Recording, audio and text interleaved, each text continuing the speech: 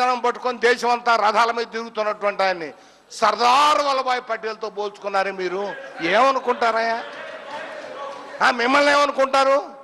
నీకు ఇష్టం లేకపోతే నువ్వు పిలవ మాకు, కానీ మేము నిన్ను పిలవమన్నావా?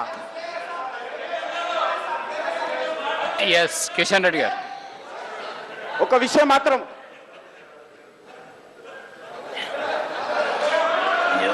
ఈ బోత్ ఆర్ గుడ్ ఫ్రెండ్స్, మీరు మంచి. ఎస్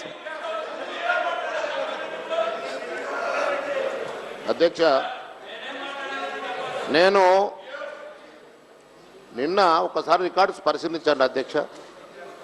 నేనేమన్నానంటే మంత్రి గారు ఇచ్చినటువంటి నోటు సమగ్రంగా లేదు, ఇది ఇన్ఫర్మేషన్ లేదు, దీంట్లో ఎన్ని యూనిట్స్ ఉన్నాయి, ఎన్ని సీలింగ్ లిమిట్స్కు దాటి ఉన్నాయి, వీరు అంటే ఇచ్చిన నోట్లో ఏది కూడా సమగ్రత లేదు. దీంట్లో రిసార్ట్స్ అన్నారు, తర్వాత ఇంకేదో ప్లాంటేషన్స్ అన్నారు, దాంట్లో వైఎస్ గారు రాజశేఖర రెడ్డి గారి షేర్ ఎంతనో అనేది చెప్పనేయండి సార్. వాళ్ళు ఇద్దరైనా మాట్లాడితే నాకు ఎక్స్ప్లెనేషన్ ఇచ్చుకునేటువంటి అవకాశాన్ని కూడా కల్పించాలి. మీరు మా రక్షణకు రావాలి.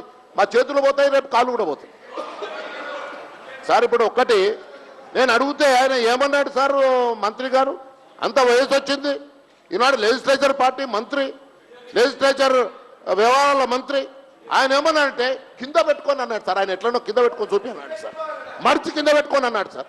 మీరు రికార్డ్ చేయండి, నేను రాజీనామా చేస్తా ఒకవేళ ఆ మాట అనకపోతే.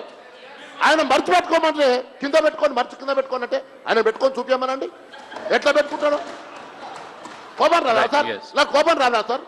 అటువంటిప్పుడు అడిగితే నరికేస్తాను, నా చదివాడు చేతులు తీసేస్తాడా సార్? ఆయన ఏమన్నా డాక్టరా సార్? చేతులు తీసేస్తాను శక్తి అని ఉందా సార్ ఆయనకు?